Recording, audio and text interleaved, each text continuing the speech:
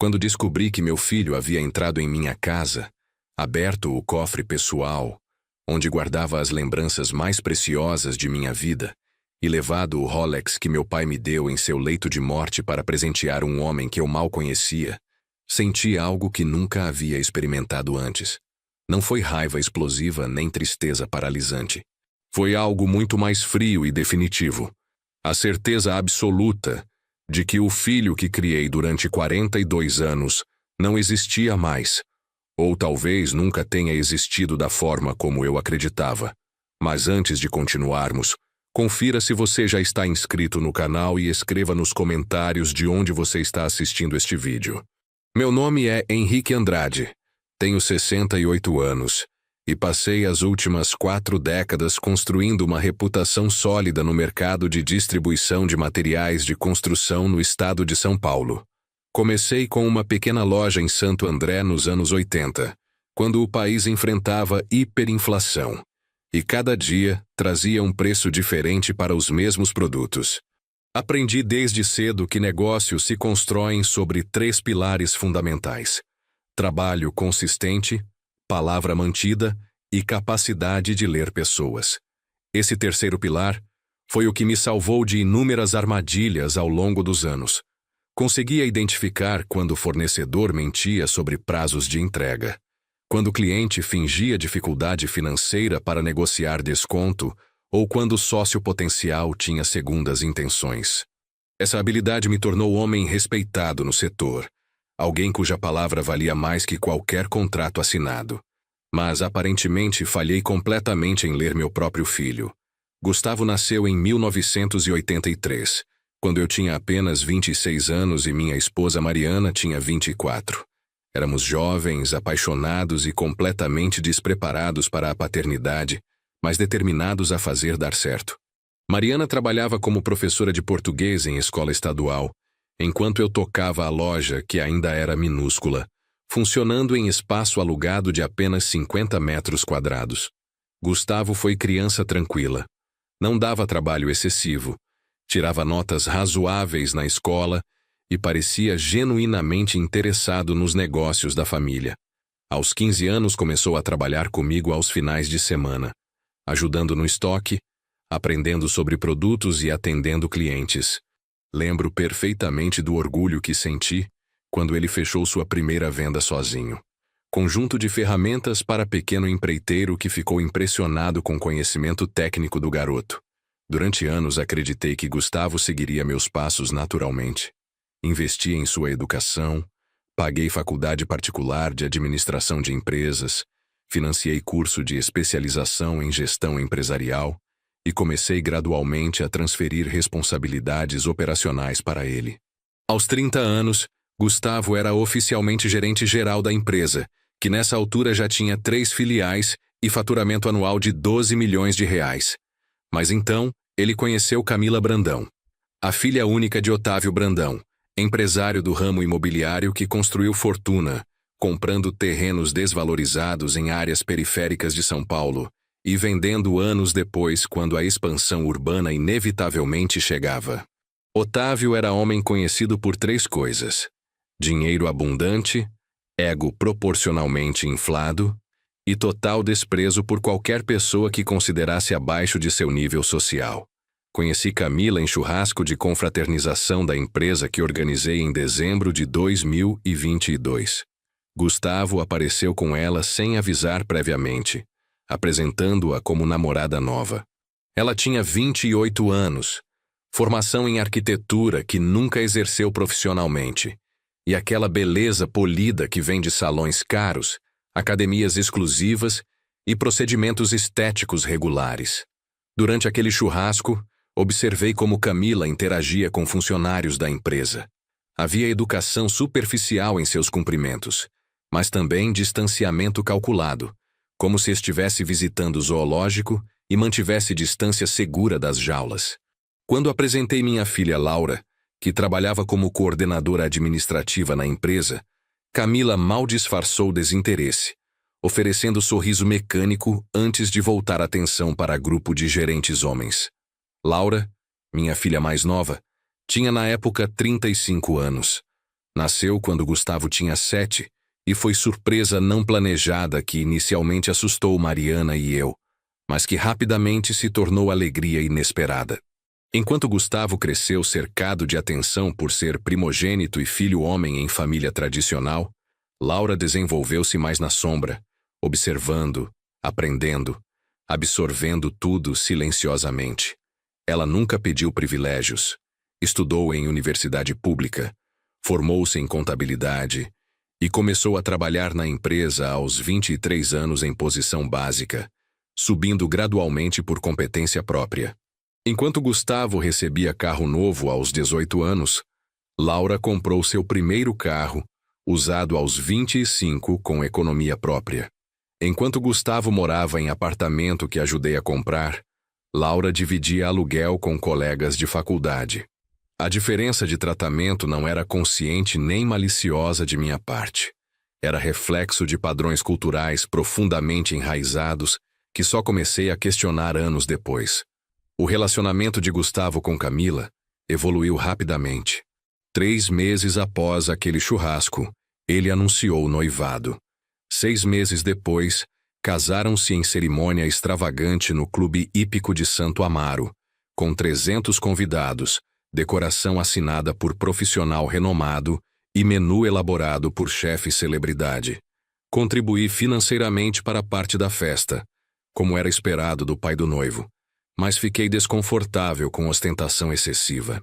Mariana, minha esposa, tentou amenizar minha preocupação dizendo que era festa única na vida e que Camila vinha de família acostumada com certo padrão.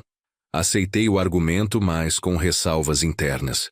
Durante preparativos do casamento, tive meu primeiro contato direto com Otávio Brandão.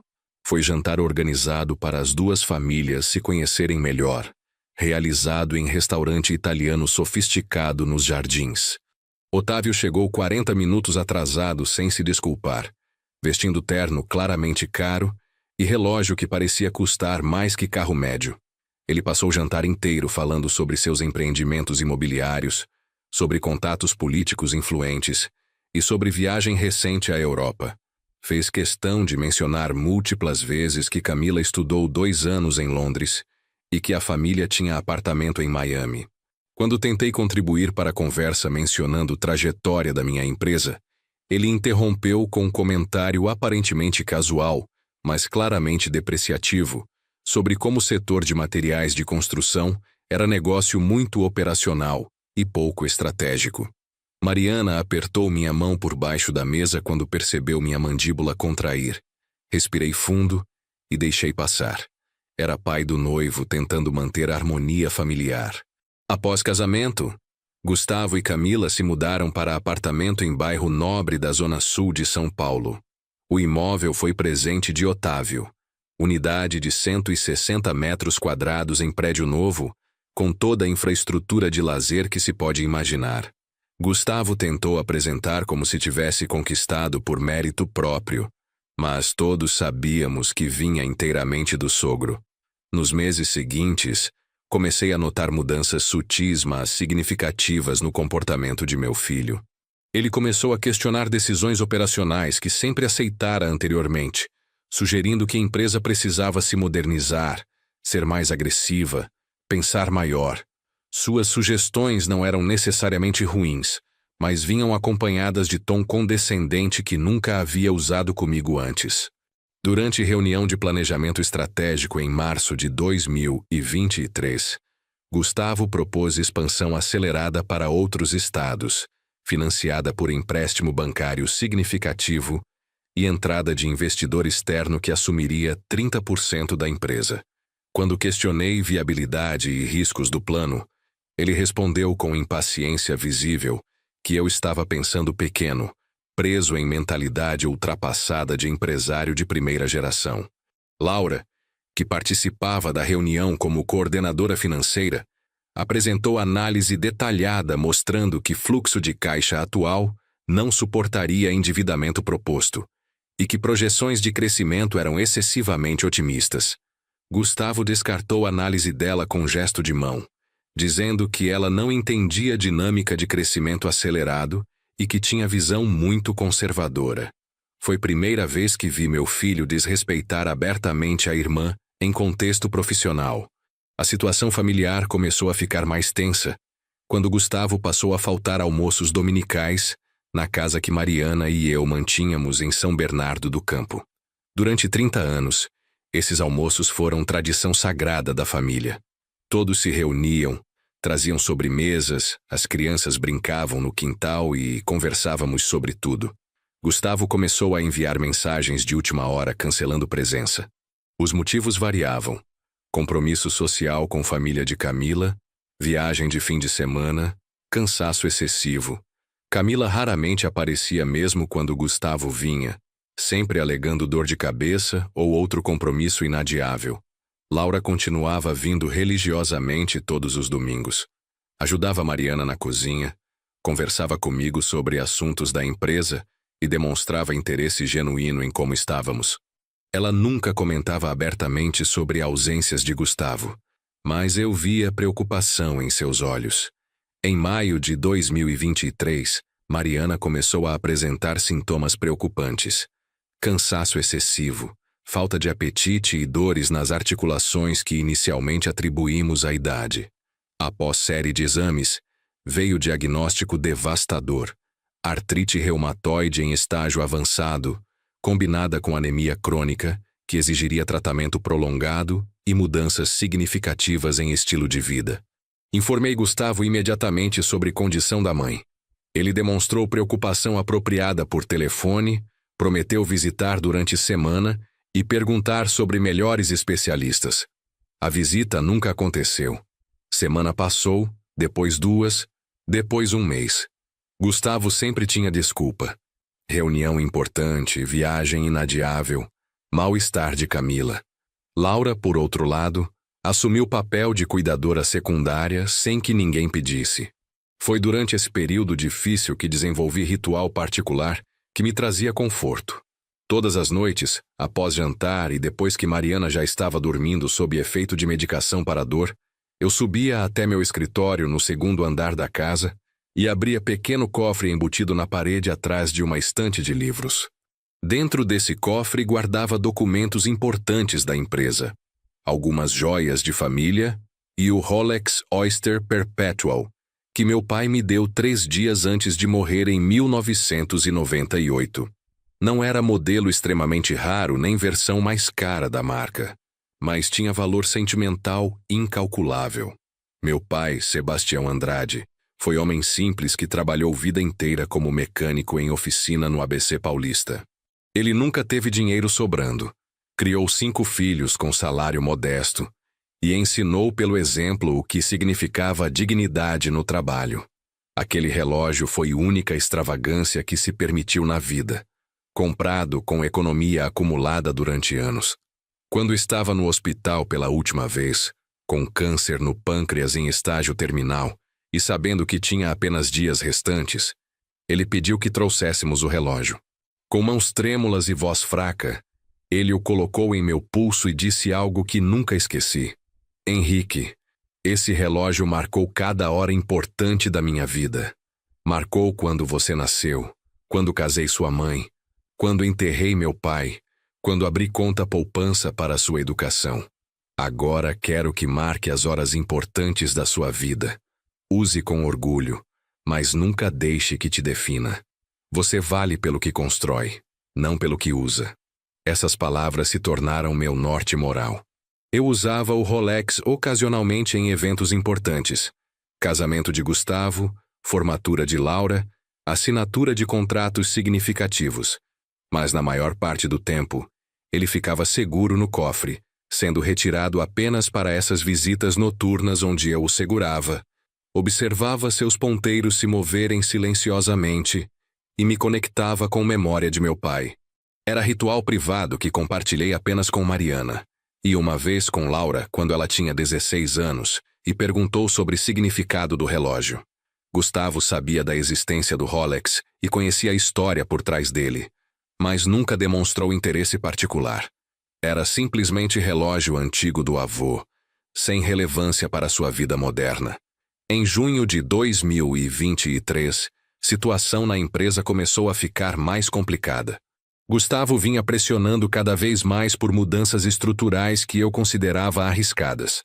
Ele queria contratar consultoria externa cara para fazer reorganização completa, demitir funcionários antigos que considerava improdutivos e investir pesado em expansão digital que não compreendia completamente. Durante reunião particularmente tensa, ele sugeriu que talvez fosse hora de eu considerar aposentadoria completa, deixando gestão operacional inteiramente para a geração mais jovem e conectada com a realidade atual do mercado. A sugestão veio acompanhada de sorriso que tentava ser gentil, mas que eu interpretei como condescendente. Laura estava presente nessa reunião. Após Gustavo sair da sala, ela ficou silenciosa por longo momento antes de dizer: "Pai, acho que você precisa prestar atenção em quem está influenciando as ideias dele. Essas propostas não parecem vir de alguém que conhece nossa empresa." Comecei a investigar discretamente a origem das ideias de Gustavo. Descobri através de conversas casuais com fornecedores que ele havia se reunido múltiplas vezes com executivos de empresa de investimentos controlada por grupo empresarial de Otávio Brandão. As reuniões aconteciam em restaurantes caros, sempre com Gustavo sendo anfitrião e pagando conta. Quando questionei diretamente meu filho sobre esses encontros, ele inicialmente negou. Depois minimizou dizendo que eram apenas almoços de networking. Quando pressionei mais, ele admitiu que estava explorando possibilidades de parcerias estratégicas que poderiam acelerar o crescimento da empresa. "Pai", ele disse com tom que misturava impaciência e condescendência, "você construiu algo incrível, mas está preso em modelo ultrapassado. O mercado mudou. Ou crescemos agressivamente agora, ou seremos engolidos por concorrentes maiores. Otávio me mostrou como empresas modernas operam. Ele tem visão que você simplesmente não tem mais." A menção a Otávio como mentor me perturbou profundamente. Percebi que meu filho estava sendo gradualmente afastado dos valores que tentei transmitir, substituídos por filosofia empresarial que priorizava crescimento a qualquer custo sobre sustentabilidade, aparência sobre substância, conexões sobre competência. Conversei com Mariana sobre minhas preocupações. Ela, sempre mais otimista e conciliadora, sugeriu que eu estava sendo duro demais, que Gustavo estava simplesmente encontrando seu próprio caminho e que diferenças geracionais eram naturais. Mas eu via algo mais sombrio. Via meu filho sendo moldado à imagem de homem que eu não respeitava. Em julho de 2023, Gustavo anunciou que Camila estava grávida. A notícia deveria ter trazido alegria pura, mas veio carregada de complexidade emocional. Mariana chorou de felicidade apesar de sua condição de saúde frágil. Laura abraçou o irmão com um genuíno contentamento. Eu cumprimentei formalmente, mas senti peso no peito que não conseguia explicar completamente. Talvez fosse medo de que esse neto crescesse aprendendo valores que eu não concordava.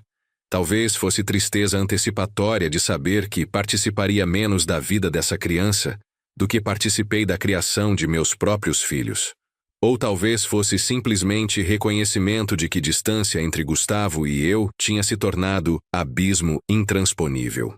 Durante a gravidez de Camila, as visitas de Gustavo se tornaram ainda mais raras. Ele alegava que Camila precisava de cuidados constantes, que gravidez estava sendo difícil, que médicos recomendavam repouso. Quando finalmente os visitei no apartamento deles, encontrei Camila perfeitamente saudável, recebendo visitas de amigas e planejando chá de bebê elaborado. O apartamento havia sido redecorado recentemente. Móveis claramente caros, arte moderna nas paredes, tecnologia de ponta em todos os cômodos. Gustavo me mostrou tudo com orgulho óbvio, enfatizando marcas e designers como se essas informações fossem credenciais de sucesso. Não vi nada de meu filho naquela decoração. Não havia fotos de família. Não havia livros que ele gostava de ler quando jovem. Não havia objetos que contassem história pessoal. Era showroom, não lar. O chá de bebê aconteceu em agosto de 2023, realizado em espaço de eventos sofisticado em Moema. Mariana insistiu em ir apesar de dores nas articulações. tomando medicação extra para conseguir comparecer. Laura organizou nosso presente. Berço de madeira de demolição feito por artesão conhecido da família, acompanhado de jogo de lençóis bordados à mão por costureira que trabalhava para Mariana há 20 anos. Quando chegamos ao evento, ficou imediatamente claro que estávamos em ambiente fora de nossa zona de conforto. Decoração em tons pastel perfeitamente coordenados. Mesa de doces dignos de revista de luxo. Garçons circulando com champanhe e sucos orgânicos. Os convidados eram majoritariamente do círculo social de Camila e Otávio. Empresários, socialites, influenciadores digitais. Nosso presente foi colocado em mesa lateral junto com outros, mas percebi olhares de algumas convidadas avaliando o berço artesanal com expressão que sugeria estar avaliando peça de brechó em meio a itens de grife. Camila agradeceu educadamente, mas sem entusiasmo genuíno, comentando que era charmoso e rústico. Otávio discursou durante o evento, falando sobre a alegria de se tornar avô e sobre o futuro brilhante que aguardava seu neto. Ele mencionou Gustavo brevemente como genro ambicioso, mas dedicou maior parte do discurso a falar sobre patrimônio que estava construindo para a próxima geração. Em nenhum momento durante o evento, Gustavo nos apresentou como seus pais para o círculo social dele. Ficamos majoritariamente isolados em canto, conversando entre nós três enquanto festa acontecia ao redor. Foi durante aquele chá de bebê que tive conversa reveladora com Laura. Estávamos sentados em mesa afastada, enquanto Mariana havia ido ao banheiro, e aproveitei o momento para perguntar diretamente: "Você acha que perdi meu filho?" Laura ficou em silêncio por momento, escolhendo palavras cuidadosamente. "Pai, acho que Gustavo está perdido. Não sei se você o perdeu ou se ele se perdeu, mas ele definitivamente não está sendo quem foi criado para ser. Está tentando se encaixar em mundo que valoriza coisas que você sempre ensinou não terem real importância. Por que você acha que isso aconteceu?" Perguntei, genuinamente buscando entender. "Acho que Gustavo sempre teve necessidade de validação externa que você e mãe nunca tiveram." Ela respondeu pensativamente. "Você construiu o império do zero e encontrou satisfação no trabalho em si. Eu aprendi com seu exemplo e encontro realização em fazer bem meu trabalho, independente de reconhecimento externo. Mas Gustavo sempre precisou de elogios, de ser visto como especial, de estar no topo. Camila e família dela oferecem exatamente isso. Entrada imediata em círculo de elite, status social instantâneo, sensação de ter chegado em lugar que ele sempre achou que merecia." As palavras de Laura eram duras, mas precisas. Reconheci verdade nelas mesmo que doesse admitir. "O que eu faço?" perguntei, sentindo pela primeira vez verdadeiro desamparo. "Você continua sendo quem sempre foi, pai, e espera que eventualmente ele encontre caminho de volta.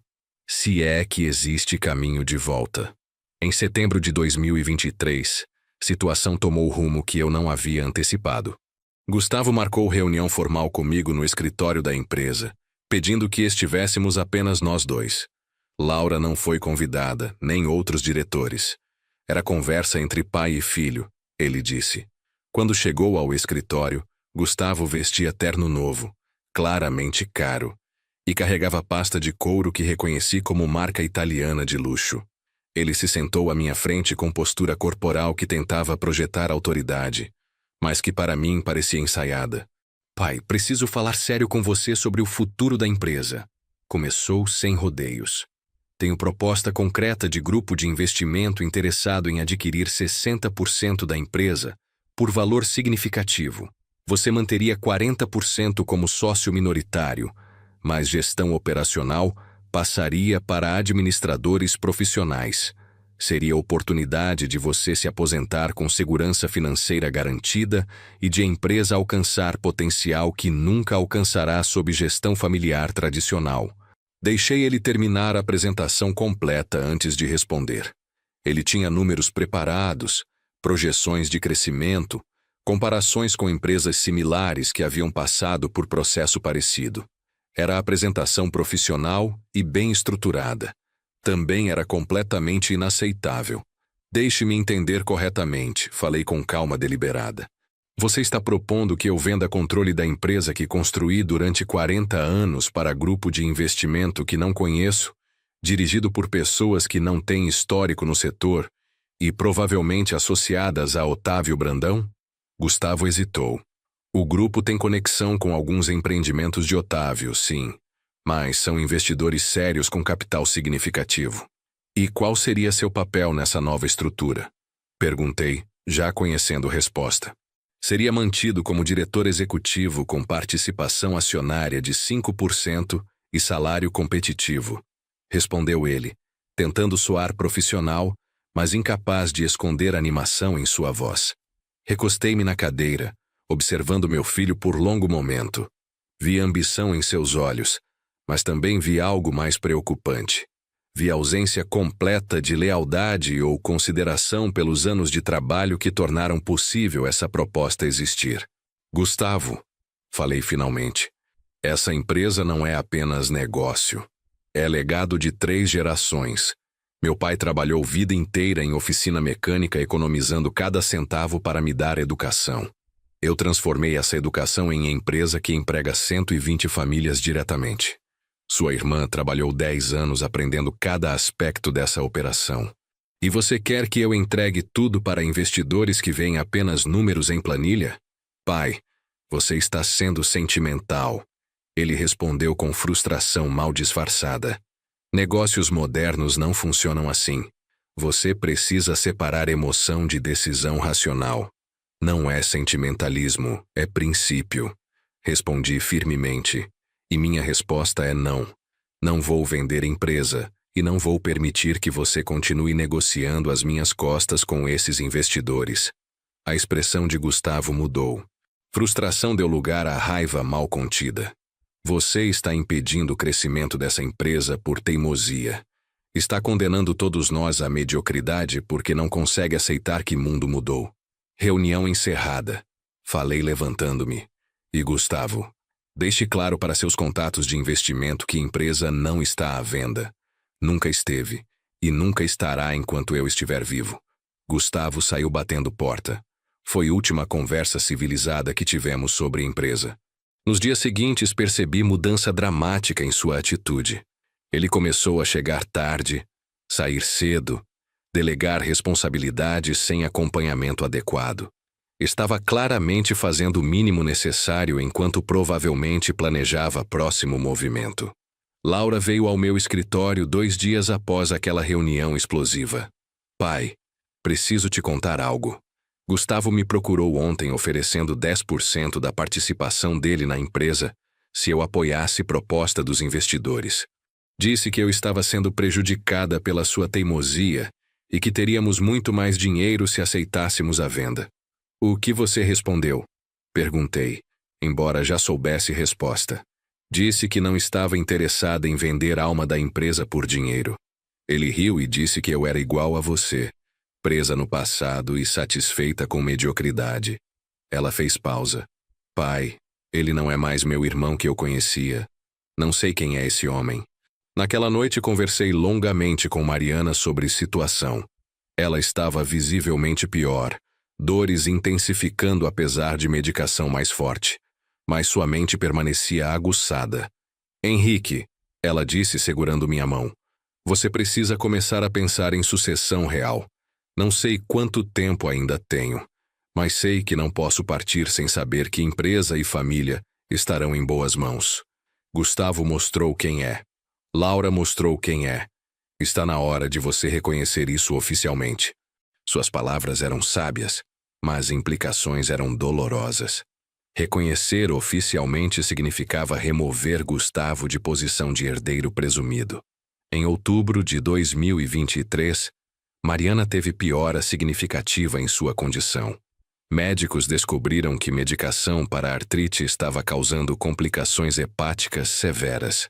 Ela precisou ser hospitalizada por 5 dias para ajuste de tratamento e monitoramento. Durante esses 5 dias, Laura praticamente viveu no hospital. Ela organizou turnos de cuidados, conversou com médicos, garantiu que Mariana tivesse tudo o que precisava. Eu estava presente sempre que possível, dividindo o tempo entre hospital e empresa. Gustavo apareceu uma vez. Ficou 20 minutos, perguntou como mãe estava, prometeu voltar no dia seguinte e desapareceu novamente. Camila nunca apareceu, enviando arranjo de flores com cartão genérico. Foi durante uma dessas noites no hospital, com Mariana dormindo sob efeito de sedativo e Laura tendo ido buscar café, que tomei decisão que vinha amadurecendo há meses. Liguei para advogado da família, Dr. Roberto Mendes, e marquei reunião urgente para a semana seguinte. Quando Mariana recebeu alta hospitalar, levei-a para casa e dediquei fim de semana inteiro a cuidar dela. No domingo à noite, após ela estar confortavelmente instalada com medicação ajustada e assistindo o programa favorito na televisão, subi até meu escritório particular. Abri o cofre como fazia todas as noites, mas dessa vez não foi apenas para ritual contemplativo. Peguei o Rolex de meu pai, coloquei-o no pulso e fiquei observando ponteiros marcarem minutos silenciosamente. Pensei em tudo que aquele relógio testemunhou: nascimento de meus filhos, construção da empresa, perda de meu pai, momentos de alegria e dor. Tomei decisão final naquela noite. Na segunda-feira seguinte, reuni-me com o Dr. Roberto Mendes em seu escritório no centro de São Paulo. Roberto era advogado da família há mais de 20 anos, homem íntegro que conhecia profundamente dinâmica familiar e histórico empresarial. Roberto, comecei após cumprimentos iniciais. Preciso fazer alterações significativas em meu testamento e na estrutura societária da empresa. É questão urgente. Expliquei situação completa. Deterioração do relacionamento com Gustavo, suas tentativas de vender empresa, influência negativa de Otávio Brandão, dedicação consistente de Laura e condição de saúde precária de Mariana. Roberto ouviu atentamente, fazendo anotações ocasionais. Quando terminei, ele ficou em silêncio por momento antes de falar. Henrique, o que você está contemplando é decisão extremamente séria com implicações legais e familiares profundas. Preciso ter certeza de que você está pensando isso com clareza e não sob efeito de emoções momentâneas. Roberto, respondi firmemente. Tenho 68 anos. Construí empresa durante 4 décadas. Criei 2 filhos da melhor forma que soube. Um deles demonstrou consistentemente valores que respeito e trabalho que merece reconhecimento. Outro demonstrou disposição de trair confiança familiar por ganho pessoal. Não estou sendo precipitado. Estou sendo realista. Passamos 3 horas naquela tarde discutindo opções legais e implicações práticas. Roberto me apresentou diferentes cenários, cada um com vantagens e desvantagens. Poderia simplesmente alterar testamento, mantendo a estrutura atual, mas garantindo que Laura recebesse maior parte após minha morte. Poderia fazer transferência gradual de ações agora, criando situação irreversível. Ou poderia criar estrutura de holding familiar, com cláusulas específicas que protegeriam a empresa de decisões individuais imprudentes. A questão central, Roberto explicou, é balancear proteção da empresa com a realidade de que Gustavo ainda é seu filho e tem direitos legais à herança. Podemos estruturar de forma que Laura tenha controle operacional absoluto, mas isso exigirá documentação muito específica e justificativas que resistam à potencial contestação judicial. Decidimos por abordagem híbrida, criação imediata de holding familiar, onde eu manteria 60% das ações, Laura receberia 30% e Gustavo ficaria com apenas 10%. Simultaneamente, alteraríamos o estatuto social da empresa, incluindo cláusulas que exigiriam aprovação de 2/3 dos acionistas para qualquer venda, fusão ou mudança estrutural significativa. Isso significa que mesmo após sua morte, Gustavo não poderia vender empresa sem concordância de Laura. Roberto confirmou. E Laura teria poder de veto sobre qualquer decisão estratégica importante. Era a solução que protegia legado que construí sem completamente deserdar meu filho. Ainda me doía fazê-lo, mas era necessário. A documentação levou 3 semanas para ser preparada adequadamente. Durante esse período, Mantive rotina normal na empresa, sem revelar a ninguém o que estava planejando. Laura notou que eu estava mais quieto que o usual, mas respeitou meu espaço. Gustavo mal aparecia no escritório, claramente ainda ressentido com minha recusa da proposta de venda. Em primeira semana de novembro de 2023, documentação finalmente ficou pronta. Roberto marcou reunião formal em cartório para assinatura e registro oficial. Convidei apenas Laura para estar presente, explicando que precisávamos resolver questões administrativas da empresa. Quando chegamos ao escritório de Roberto, Laura imediatamente percebeu a seriedade da situação, pela quantidade de documentos sobre mesa e presença de 2 tabeliães. Roberto explicou a estrutura que havíamos criado, detalhando mudanças na participação acionária e novas cláusulas de governança. Vi emoções conflitantes cruzarem rosto de Laura enquanto ela processava a informação. Surpresa, orgulho, preocupação e algo que parecia tristeza pela situação familiar que tornava isso necessário. Pai, ela disse finalmente, você tem certeza disso? Gustavo é seu filho, meu irmão. Isso vai criar ruptura permanente quando ele descobrir. Laura, respondi com firmeza que havia ensaiado mentalmente. Ruptura já existe. Estou apenas reconhecendo oficialmente a realidade que você e eu vivemos há meses. Você demonstrou lealdade, competência e compromisso com valores que construíram essa empresa. Gustavo demonstrou que vê a empresa apenas como ativo a ser liquidado quando conveniente. Não posso deixar que décadas de trabalho sejam destruídas por ambição mal orientada. Laura assinou documentos com mão ligeiramente trêmula. Houve cerimônia silenciosa naquele ato, reconhecimento tácito de que estávamos atravessando ponto sem retorno. Após assinaturas finais e registros oficiais, Roberto nos entregou cópias de todos os documentos em pastas organizadas. Henrique, ele disse ao nos acompanhar até a porta, você precisará informar Gustavo sobre essas mudanças formalmente. Por lei, ele tem direito de ser notificado sobre alteração em estrutura acionária. Posso enviar notificação oficial se preferir, mas recomendo que seja conversa pessoal primeiro. Agradeci conselho, mas disse que precisava pensar em timing apropriado. Mariana estava em momento particularmente delicado de saúde, e eu não queria adicionar estresse familiar desnecessário até ela estar mais estável. Durante semanas seguintes, vivi com o peso desse segredo. Cada interação com Gustavo, raras que fossem, carregava conhecimento de que eu havia fundamentalmente alterado seu futuro sem consultá-lo.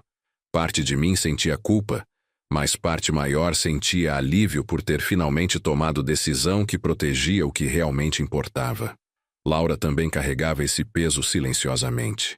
Percebi como ela evitava mencionar empresa quando Gustavo estava presente nas raras ocasiões familiares, como desviava a conversa de tópicos que pudessem revelar mudanças estruturais que havíamos implementado. Em 23 de novembro, véspera de Ação de Graças brasileiro que algumas famílias paulistanas haviam adotado como tradição, recebi mensagem de Gustavo dizendo que ele e Camila gostariam de nos visitar no sábado seguinte. A mensagem era inusual porque Gustavo raramente pedia para visitar com antecedência. Geralmente apenas aparecia quando precisava de algo ou quando pressão social de Mariana se tornava forte demais para ignorar. Respondi que seriam bem-vindos e avisei Mariana, que ficou genuinamente animada com perspectiva de ver filho e nora. Sábado chegou com um clima agradável de primavera. Mariana insistiu em preparar almoço especial, apesar de minhas preocupações sobre ela se esforçar demais. Laura veio cedo para ajudar, e juntas prepararam feijoada que Gustavo sempre gostara quando criança. Gustavo e Camila chegaram pontualmente ao meio-dia. Camila estava visivelmente grávida agora, no 7º mês de gestação. Ela usava vestido de maternidade claramente caro e carregava bolsa de marca que custava mais que salário mensal de funcionário médio. Gustavo vestia roupa casual, mas igualmente cara. Os cumprimentos iniciais foram educados, mas com frieza subjacente. Camila elogiou casa de forma que soava mais como avaliação imobiliária que apreciação genuína. Gustavo abraçou Mariana com cuidado exagerado, como se ela fosse porcelana frágil que poderia quebrar. Durante almoço, conversa fluiu em tópicos seguros: saúde de Mariana, andamento da gravidez, preparativos para a chegada do bebê. Camila falou extensivamente sobre como estavam decorando o quarto do bebê com designer de interiores especializado, sobre como haviam contratado consultora de amamentação exclusiva, sobre lista de espera na creche bilíngue mais prestigiada de São Paulo. Eu ouvia educadamente enquanto comia, mas observava Gustavo cuidadosamente. Após almoço, enquanto Laura e Mariana lavavam louça na cozinha, apesar de meus protestos que poderiam deixar para depois, Gustavo pediu para conversarmos em particular. Camila ficou na sala folheando revista de decoração. Subimos até meu escritório particular no segundo andar. Era espaço que Gustavo conhecia bem da infância, lugar onde eu o ajudava com lições de casa, onde conversávamos sobre vida e onde, anos atrás, eu havia começado a ensiná-lo sobre negócios. Gustavo olhou ao redor do escritório como se estivesse vendo pela primeira vez, ou talvez registrando mentalmente para algum propósito futuro. Seus olhos pousaram brevemente na estante de livros que escondia o cofre, mas ele não comentou nada. Pai, ele começou com um tom que tentava ser casual, mas que imediatamente me deixou alerta. Tenho proposta diferente para você considerar. Sei que você rejeitou a ideia de vender empresa para investidores externos e respeito sua posição. Duvidei da sinceridade desse respeito, mas deixei-o continuar. Então pensei em alternativa. E se eu comprasse sua parte gradualmente? Você receberia renda mensal generosa como pagamento, manteria escritório na empresa se quisesse, mas poderia finalmente se aposentar de verdade e aproveitar tempo com mãe enquanto ela ainda está relativamente bem. Era proposta superficialmente razoável, mas eu via a estrutura real por trás dela. Gustavo não tinha capital para comprar minha participação. Qualquer financiamento viria necessariamente de Otávio ou de investidores associados a ele. Seria venda disfarçada. E Laura? Perguntei. Qual seria o papel dela nesse arranjo? Gustavo hesitou apenas fração de segundo antes de responder, mas foi suficiente para eu notar. Laura poderia manter posição atual ou receber indenização generosa se preferisse buscar outras oportunidades. Seria decisão dela. Tradução. Laura seria descartada assim que conveniente. Gustavo, falei calmamente. Vou ser completamente direto com você porque respeito inteligência suficiente para não insulá-la com rodeios. Essa proposta é apenas variação da anterior que rejeitei. Você não tem recursos próprios para comprar minha participação. Então, financiamento viria de Otávio ou associados dele. Seria venda da empresa com etapas extras para mascarar realidade. Vi frustração cruzar rosto dele. Por que você não confia em mim? Sou seu filho. Trabalhei nessa empresa por anos. Tenho visão de como podemos crescer, de como podemos ser mais do que somos agora. Confiança se constrói através de ações consistentes, respondi. E suas ações recentes demonstraram que você valoriza mais a aprovação de Otávio que lealdade à família. Demonstraram que você está disposto a negociar às minhas costas, a tentar recrutar sua irmã contra mim, a priorizar aparências e status sobre substância. Ele ficou vermelho. Isso não é justo. Estou tentando construir futuro para minha família, para meu filho que está chegando. Você construiu o império a partir do nada e não permite que eu faça o mesmo. Não estou impedindo você de construir nada. Retruquei firmemente. Estou impedindo você de destruir o que já foi construído. Silêncio tenso pairou entre nós. Gustavo respirava pesadamente, claramente tentando controlar emoções. Quando falou novamente, sua voz tinha qualidade diferente, mais fria e calculada. Pai, vou ser honesto com você. Camila e eu estamos planejando nosso futuro com ou sem sua aprovação. Meu sogro me ofereceu sociedade em novo empreendimento imobiliário que ele está estruturando. É oportunidade de construir algo meu, algo onde serei valorizado e onde minha visão será respeitada. Então aceite essa oportunidade, respondi sem hesitação. Se Otávio está oferecendo sociedade e você acredita que é seu caminho, vá em frente. Mas não espere que eu facilite sua saída vendendo ou entregando empresa que levei décadas construindo. Você vai se arrepender disso, ele disse, e havia ameaça velada em seu tom. Quando você precisar de mim, quando a empresa enfrentar dificuldades ou quando sua saúde falhar, não vou estar disponível para assumir. Gustavo, falei com tristeza genuína, você não está disponível agora. Não está disponível há meses. Sua mãe esteve hospitalizada e você apareceu uma vez. Empresa enfrenta decisões importantes semanalmente e você está ausente. Então, não está ameaçando retirar algo que já não oferece. Ele ficou parado por momento, claramente sem resposta preparada para essa observação. Então girou e foi em direção à porta. Parou com mão na maçaneta e disse sem olhar para trás: vim aqui fazer proposta justa. Você escolheu rejeitar. Lembre-se disso quando consequências vierem. Ele desceu escada rapidamente. Esperei alguns minutos no escritório, deixando minha própria frustração diminuir antes de descer. Quando voltei à sala, encontrei situação desconfortável. Camila estava chorando de forma claramente teatral, enquanto Gustavo tentava consolá-la. Mariana parecia confusa e preocupada. Laura estava em pé perto da porta da cozinha, braços cruzados e expressão fechada. O que aconteceu? Perguntei. Camila não está se sentindo bem. Gustavo respondeu rapidamente. Precisamos ir. Obrigado pelo almoço, mãe. Eles saíram apressadamente com Camila lançando olhar que misturava acusação e desprezo na minha direção. Assim que porta se fechou, Mariana virou-se para mim. Henrique, o que você disse para ele lá em cima? Expliquei conversa brevemente, omitindo tons mais agressivos, mas sendo honesto sobre substância. Mariana suspirou profundamente e afundou-se no sofá. Estou perdendo meu filho, ela disse com voz quebrada. Sinto que estou assistindo ele se afastar e não consigo fazer nada. Laura sentou-se ao lado da mãe e segurou sua mão. Mãe, ele está fazendo escolhas. Não é culpa sua nem do pai. Gustavo decidiu que mundo de Otávio e Camila é mais atraente que valores com os quais foi criado. Mas ele é meu filho. Mariana insistiu, lágrimas começando a rolar. Como mãe, sinto que falhei em algum lugar. Sentei-me do outro lado de Mariana e passei braço ao redor de seus ombros. Você não falhou. Nós não falhamos. Fizemos o melhor que pudemos. Às vezes as pessoas escolhem caminhos que não podemos prever ou controlar. Aquela noite foi particularmente difícil.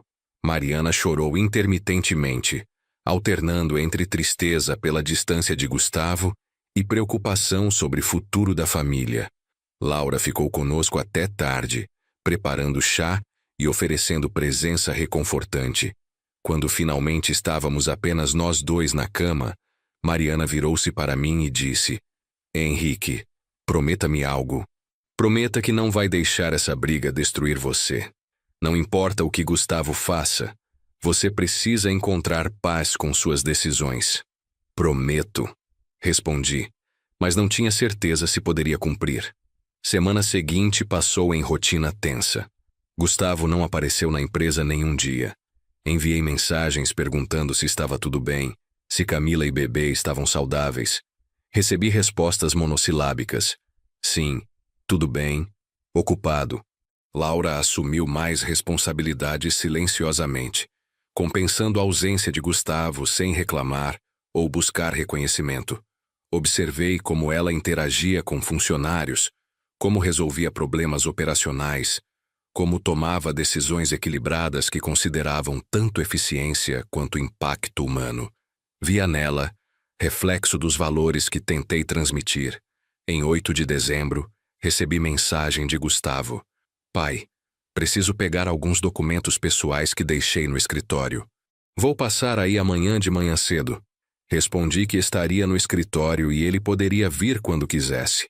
Não mencionei que documentos pessoais ele teria deixado lá, já que há meses ele mal usava a sala dele. Na manhã seguinte, cheguei à empresa às 7 da manhã, antes dos primeiros funcionários. Gustavo apareceu às 7h30. Notei imediatamente que ele parecia nervoso, olhos evitando contato direto, mãos inquietas mexendo com chaves do carro. Cumprimentamo-nos formalmente e eu o acompanhei até o escritório dele. Ele abriu gavetas, retirou alguns arquivos e colocou em mochila que trouxera. O processo levou apenas 5 minutos, muito rápido para alguém que supostamente viera buscar documentos pessoais importantes. Só isso? Perguntei. Só isso, ele confirmou, claramente ansioso para sair. Quando estávamos descendo o corredor para a saída, ele hesitou e então virou-se para mim. Pai, queria te avisar oficialmente. Aceitei proposta de sociedade de Otávio. Vou pedir demissão formal na semana que vem. Acho melhor para todos. Parte de mim esperava esse anúncio, mas ouvi-lo verbalizado ainda trouxe peso ao peito. Se é isso que você quer, respeito sua decisão. Vou processar demissão adequadamente com o Departamento de Recursos Humanos. É o melhor, ele repetiu, mais para si mesmo que para mim. Acompanhei-o até estacionamento e observei enquanto ele entrava em carro. Audi novo que claramente não havia comprado com o salário da empresa. Ele saiu sem olhar para trás. Voltei para meu escritório e sentei-me pesadamente na cadeira. Era sexta-feira, 8 de dezembro de 2023. Não sabia ainda, mas aquele seria o último dia relativamente normal antes de tudo desmoronar. No sábado à noite, 9 de dezembro, estava em casa com Mariana assistindo o filme antigo que ela gostava quando ouvi som de carro chegando no portão. Olhei pelo interfone e vi Laura. Mas ela não estava sozinha. Havia urgência em seus movimentos que imediatamente me alertou. Abri portão rapidamente e Laura entrou praticamente correndo, acompanhada por Marcos, funcionário de confiança que trabalhava há 15 anos na empresa como gerente de logística. Pai, Laura disse com voz tensa, precisamos conversar agora, é urgente. Levei-os até escritório particular enquanto Mariana permaneceu na sala, preocupação visível em seu rosto. Uma vez no escritório com porta fechada, Laura foi direta ao ponto. Marcos me ligou há 1 hora, dizendo que viu um movimento estranho na empresa. Ele mora perto e passa em frente ocasionalmente. Viu luzes acesas na área administrativa quando deveria estar tudo fechado. Decidiu verificar e encontrou Gustavo lá. Meu estômago apertou. Gustavo estava na empresa à noite por quê? Marcos, homem sério de 50 anos, falou pela primeira vez. Senhor Henrique, não quis confrontá-lo diretamente, mas observei por alguns minutos pelas janelas. Ele estava em sua sala, não na dele. E parecia estar fotografando documentos com celular. A implicação era clara e devastadora. Gustavo estava roubando informações confidenciais da empresa. Você o confrontou? Perguntei. Não, senhor. Achei melhor sair discretamente e informar Laura primeiro. Não sabia se ele tinha autorização sua. Agradeci Marcos por sua lealdade e descrição. Ele saiu após confirmar que ficaria disponível se precisássemos de qualquer esclarecimento adicional. Laura e eu ficamos sozinhos no escritório. Pai, ela disse com mistura de raiva e tristeza. Acho que visita dele ontem de manhã foi reconhecimento. Ele verificou se você ainda guardava documentos importantes no escritório e depois voltou à noite para fotografá-los. Mas que documentos seriam valiosos para ele? Questionei, tentando pensar logicamente apesar da traição visceral que sentia. Todos nossos contratos são confidenciais, mas ele já tinha acesso à maior parte dessa informação quando trabalhava aqui. Laura ficou em silêncio por momento, e então seu rosto empalideceu. Pai, você mantém cópias das escrituras da empresa e contratos com fornecedores principais em seu arquivo pessoal aqui? Meu estômago despencou. Sim. Tenho cópias dos documentos mais importantes no arquivo trancado na gaveta inferior da minha mesa. Otávio está estruturando novo empreendimento de distribuição, Laura disse rapidamente. Se ele tiver acesso aos nossos contratos, saberá exatamente quais fornecedores trabalham conosco, quais preços negociamos, quais margens praticamos. Poderia usar essa informação para fazer proposta melhor e roubar nossos fornecedores. Senti raiva começar a ferver em meu peito, mas forcei-me a pensar estrategicamente. Preciso verificar o que ele acessou. Vamos para a empresa agora. Quando informei Mariana que precisava resolver emergência no trabalho, vi medo em seus olhos. Ela conhecia aquela expressão em meu rosto. Chegamos à empresa 20 minutos depois. Usei chave mestra para abrir escritório principal e fui diretamente para minha sala. A gaveta trancada onde guardava documentos confidenciais não mostrava sinais de arrombamento, mas estava destrancada. Abria completamente. Vários arquivos estavam levemente desorganizados, claramente mexidos recentemente. Retirei cada um e verifiquei. Contratos com nossos 3 maiores fornecedores de cimento. Acordo exclusivo de distribuição com fabricante europeu de ferramentas. Escritura atualizada da empresa com distribuição de cotas societárias. Aquela última me fez congelar. Laura, a escritura mais recente está aqui. Aquela que fizemos com Roberto Mendes. Gustavo viu, ela disse com voz oca. Ele sabe agora que perdeu controle acionário. Fotografei cada documento que estava desorganizado, documentando evidência de que haviam sido acessados. Laura sugeriu verificarmos câmeras de segurança. Tínhamos sistema recente de vigilância com gravação digital. Levou 15 minutos para Marcos, que havia voltado com nós, acessar sistema e localizar filmagens da noite anterior. Às 23h42, Gustavo apareceu nas imagens entrando pela porta lateral com chave que aparentemente tinha cópia. Assistimos em silêncio enquanto ele ia diretamente para minha sala.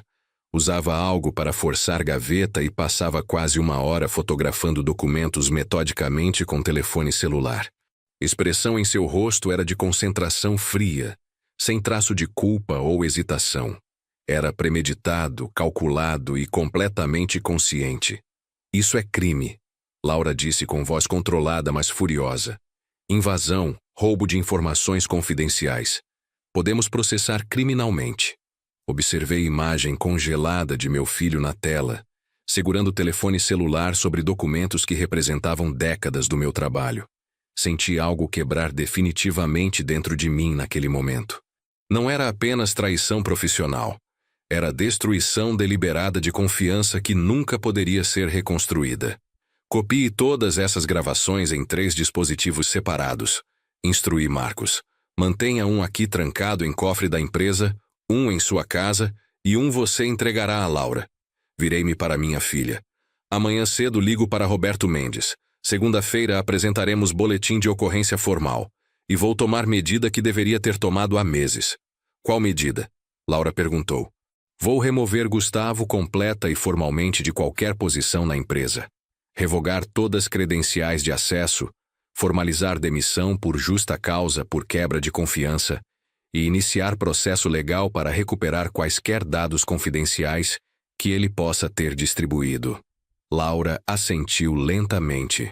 Pai, antes de fazermos isso, você tem certeza?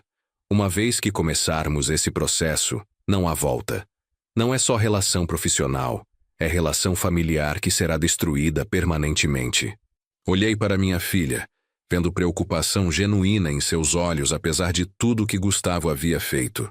Laura, relação familiar já foi destruída. Por ele, não por mim. Agora estou apenas reconhecendo realidade oficialmente. Aquela noite mal dormi. Deitado ao lado de Mariana, que havia tomado medicação para a dor e dormia pesadamente, minha mente repassava décadas de memórias.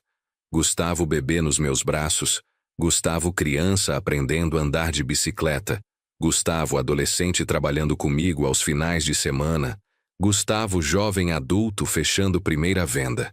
Em que momento perdi meu filho? Ou ele sempre foi essa pessoa e eu apenas me recusava a ver? Às 5 da manhã, desisti de tentar dormir. Desci silenciosamente para a cozinha. Preparei café forte e sentei-me à mesa. Foi então que tomei decisão adicional. Uma que vinha considerando subconscientemente, mas que cristalizou naquele momento de insônia. Subi até escritório particular e abri cofre. Retirei Rolex de meu pai e segurei-o, observando luz da manhã começar a entrar pela janela refletir no mostrador. Esse relógio representava 3 gerações de trabalho honesto, valores mantidos, promessas cumpridas. Gustavo nunca o teria. Não porque eu queria puni-lo, mas porque ele demonstrou que não compreendia nem valorizava o que relógio representava. Às 7 da manhã, liguei para Roberto Mendes em seu celular pessoal. Ele atendeu com voz sonolenta, mas ficou completamente alerta quando expliquei situação. Concordamos em reunião emergencial em seu escritório segunda-feira às 8 da manhã. Depois liguei para Laura. Hoje eu conto tudo para sua mãe. Ela precisa saber antes de tomarmos medidas oficiais segunda-feira. Quer que eu esteja presente? Ela ofereceu. Sim, seria bom ter você aqui. Laura chegou às 9 horas. Mariana já estava acordada, sentada na sala com café, e expressão que dizia claramente que sabia que algo sério estava acontecendo. Henrique, Laura, vocês dois com essa cara significa que algo está muito errado. Alguém vai me contar o que está acontecendo ou tenho que adivinhar? Sentei-me ao seu lado, e com Laura em poltrona próxima como apoio silencioso, contei tudo. Comecei com tentativas de Gustavo de vender empresa. Passei por mudanças na estrutura acionária que Laura e eu havíamos implementado e terminei com invasão noturna ao escritório e roubo de informações confidenciais. Assisti cor drenar do rosto de Mariana enquanto processava cada revelação. Suas mãos tremiam ligeiramente, não apenas por condição médica, mas por choque emocional. Quando terminei, ela ficou em silêncio por longo tempo. Lágrimas rolavam silenciosamente por seu rosto, mas ela não soluçava. Era choro contido de mãe que está perdendo filho. Eu sabia que algo estava errado. Ela disse finalmente com voz embargada. Sabia pelos jeitos que ele falava, pelas visitas que não aconteciam, pelo distanciamento, mas esperava que fosse fase, que ele amadureceria, que voltaria. Mas isso... Ela fez pausa, buscando palavras. Isso é quem ele escolheu ser. Mãe, Laura disse suavemente, você não tem culpa. Nada disso é sua culpa.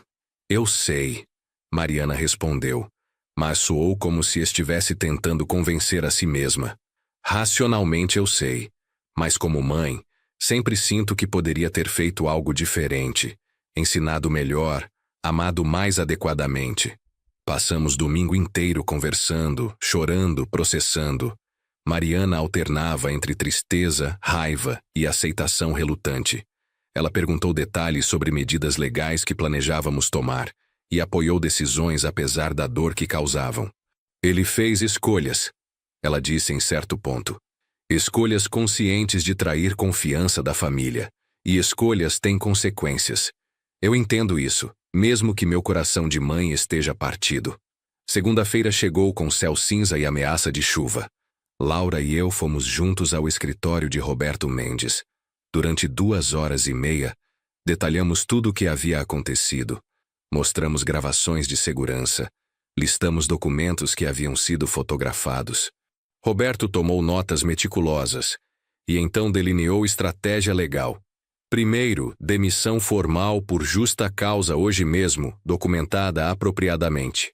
Segundo, notificação legal exigindo devolução de qualquer informação confidencial em sua posse e proibição de uso.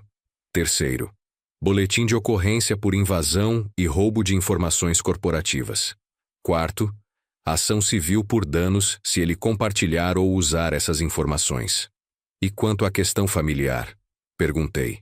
Camila está grávida. O neto está para nascer em 6 semanas. Roberto ficou sério. Henrique, legalmente essas ações não afetam relação de Gustavo como pai ou seu neto. Não estamos processando-o criminalmente de forma que impediria a convivência familiar. Estamos protegendo a empresa e enviando mensagem clara sobre consequências. Mas destruirá qualquer possibilidade de reconciliação familiar. Observei. Essa possibilidade ainda existe? Roberto perguntou gentilmente. Pensei por longo momento. Não depois do que ele fez. Voltamos para a empresa e convoquei reunião emergencial com o Departamento de Recursos Humanos e Gerência Sênior. Com Laura presente e documentação preparada, expliquei formalmente a situação. Gustavo havia violado políticas de segurança corporativa, acessado informações confidenciais, sem autorização após horário de trabalho, e representava risco para a empresa.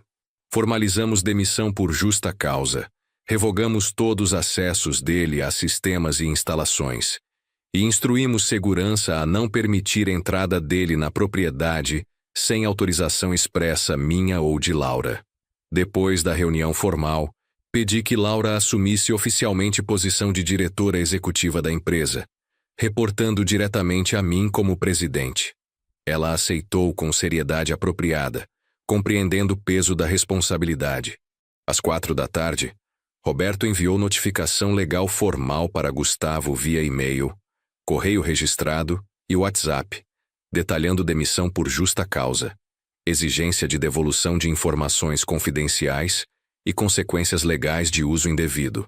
A resposta veio 40 minutos depois.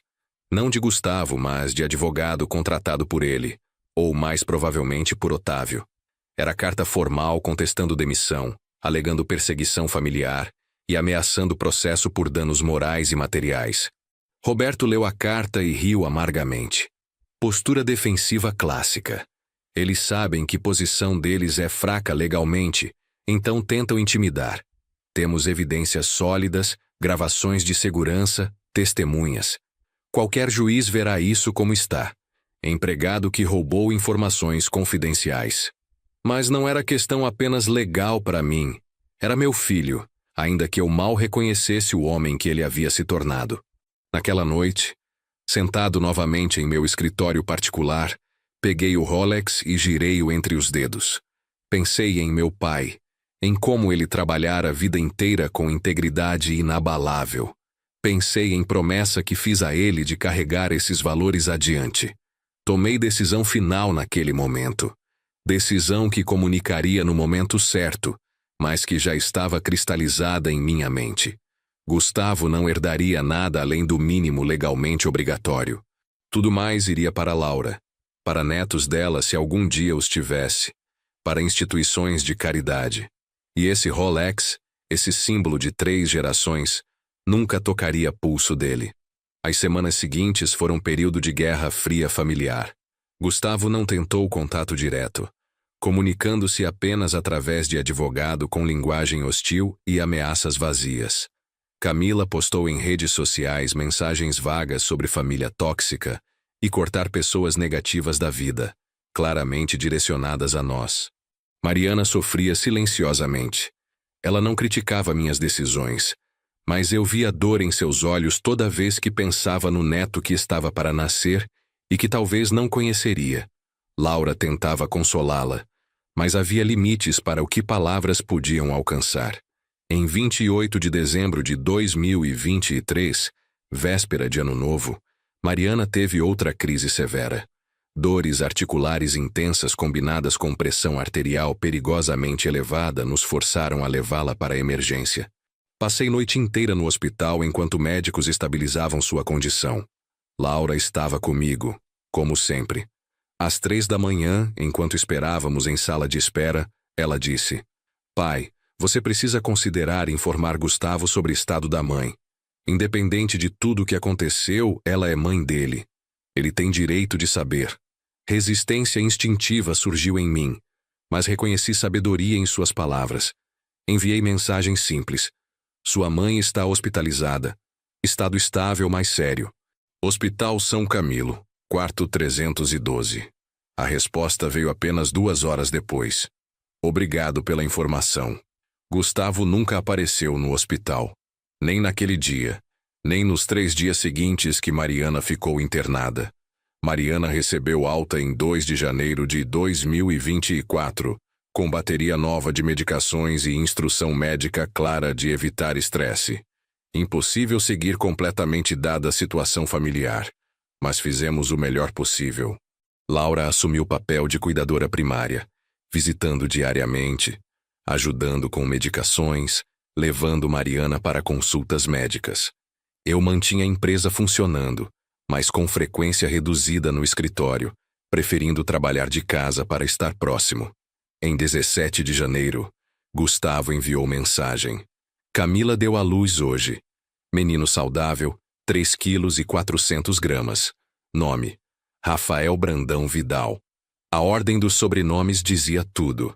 Brandão antes de Vidal. Mariana chorou quando contei. Não lágrimas de alegria pela chegada do neto, mas lágrimas de perda por saber que provavelmente não o conheceria, ou o conheceria apenas como presença distante e obrigatória em vida dele. Quero enviar presente, ela disse. Independente de tudo, é meu neto. Laura organizou o presente apropriado. Conjunto de roupas para bebê, cobertores feitos à mão por artesã que Mariana conhecia há anos, cartão com mensagem simples de parabéns. Enviamos via correio para endereço deles. Nunca recebemos confirmação de recebimento. Nunca recebemos foto do bebê. Nunca recebemos convite para conhecê-lo. Fevereiro trouxe desenvolvimento inesperado. Marcos, nosso gerente de logística confiável, me procurou com informação preocupante. 3 de nossos fornecedores principais haviam sido contatados por representantes de nova empresa de distribuição, oferecendo condições ligeiramente melhores que as nossas. Senhor Henrique, Marcos explicou em reunião privada, os fornecedores me contaram porque temos relacionamento de anos, mas ficaram intrigados porque proposta da empresa nova demonstrava conhecimento muito específico sobre nossos acordos atuais, como se tivessem acesso aos contratos. Laura e eu trocamos olhares. Sabíamos exatamente de onde vinha essa informação. Qual o nome da empresa? Perguntei, embora já suspeitasse da resposta. Brandão e Vidal Distribuidora, Marcos respondeu. Sociedade entre Otávio Brandão e seu filho. Ali estava. Gustavo não apenas havia roubado informações confidenciais, estava usando-as ativamente para competir diretamente contra a empresa familiar, contra mim. Roberto Mendes, quando informado, imediatamente preparou documentação adicional para processo por concorrência desleal e uso de informações obtidas ilicitamente. Isso fortalece enormemente nosso caso, ele explicou. Demonstra não apenas roubo de informação, mas uso deliberado e premeditado contra a empresa original. Mas ações legais levavam tempo. Enquanto isso, precisávamos defender nossos relacionamentos comerciais ativamente. Passei semanas seguintes visitando pessoalmente cada fornecedor importante. Não oferecia apenas melhores preços ou condições, embora estivesse preparado para negociar quando apropriado. Oferecia algo mais valioso: história, confiança e lealdade construída ao longo de décadas. Trabalho com alguns de vocês há mais de 20 anos, expliquei em cada reunião. Atravessamos crises econômicas juntos, ajustamos condições mutuamente quando necessário, construímos relacionamento baseado em respeito mútuo. Empresa nova pode oferecer promessas, mas não tem histórico comprovado. A maioria dos fornecedores renovou contratos conosco, alguns até com condições melhoradas para ambos os lados. Mais 3 mudaram para Brandão e Vidal Distribuidora, atraídos por ofertas agressivas que eu suspeitava serem insustentáveis a longo prazo. Laura monitorava movimentos da empresa nova, através de fontes discretas no mercado. Pai, ela me atualizou em reunião de março. Eles estão operando com margens muito apertadas, provavelmente subsidiadas por capital de Otávio. Não é modelo sustentável. Estão tentando ganhar mercado rápido mesmo que operem com prejuízo inicial. Estratégia clássica de investidor com dinheiro para queimar, observei. Mas, eventualmente, precisarão mostrar lucratividade, ou Otávio cansará de financiar prejuízos. O que me doía não era a competição empresarial em si. Mercado livre permite isso. O que doía era saber que meu próprio filho estava usando o conhecimento roubado de mim para tentar destruir o que construí. Em abril, Mariana teve outra internação, dessa vez mais séria. Infecção respiratória complicada por sistema imunológico comprometido pelos medicamentos de artrite. Ela passou 8 dias em UTI enquanto médicos lutavam para controlar a infecção. Enviei mensagem para Gustavo. Sua mãe está em estado grave. UTI do Hospital São Camilo. Se quiser vê-la, este pode ser momento. Resposta veio de Camila, não dele. Gustavo está viajando a negócios. Rafael está com cólicas e não posso sair. Esperamos que ela melhore logo.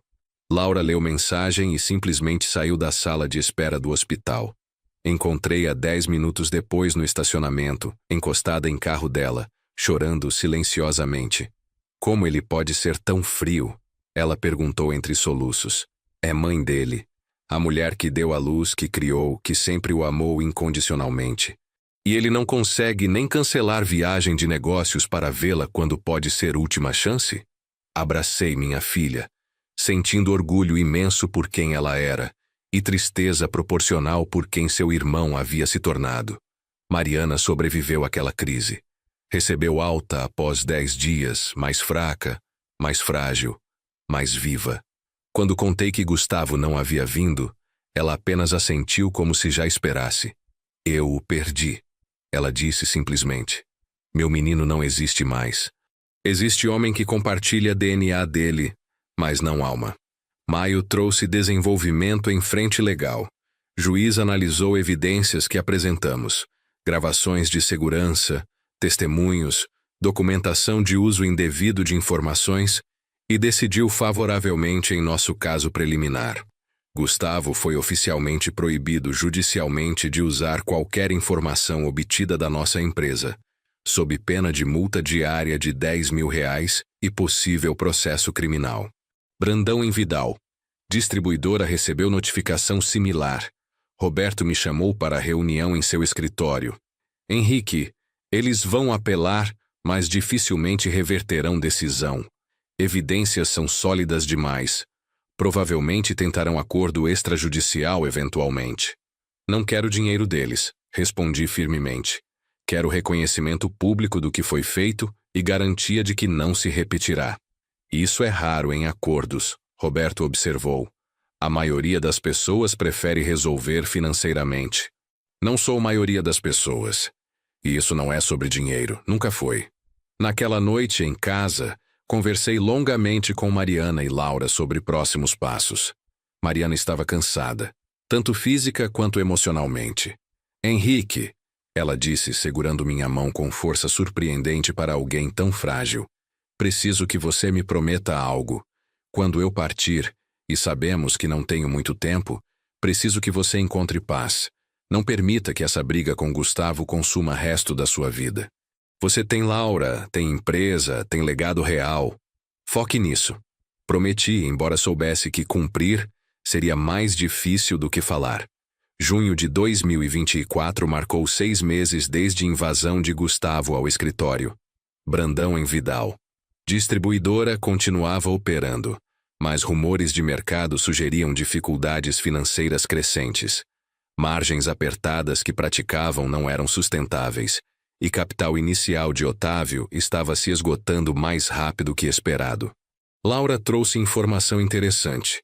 Pai, conversei com o fornecedor que mudou para a empresa deles. Disseram que últimos 2 pagamentos atrasaram. Quando questionaram, receberam desculpas sobre fluxo de caixa temporário. Problemas de fluxo de caixa eram sinal clássico de empresa, operando além de suas capacidades financeiras. Não vamos fazer nada, decidi.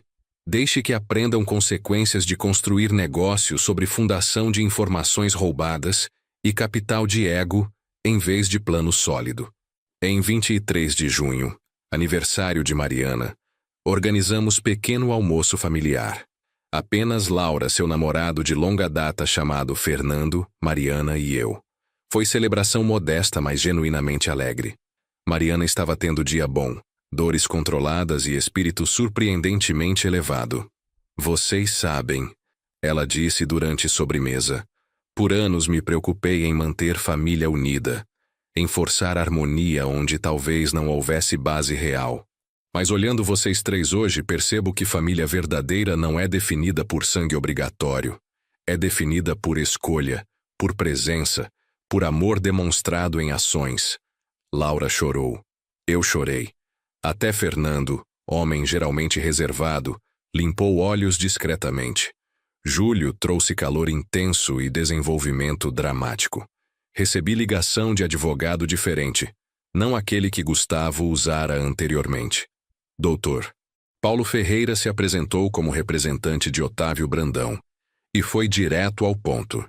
Senhor Henrique, meu cliente gostaria de propor reunião para discutir encerramento de todas as pendências legais entre as partes.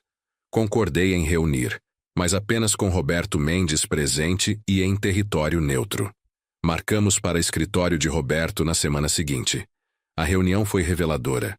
Otávio chegou sozinho, sem Gustavo.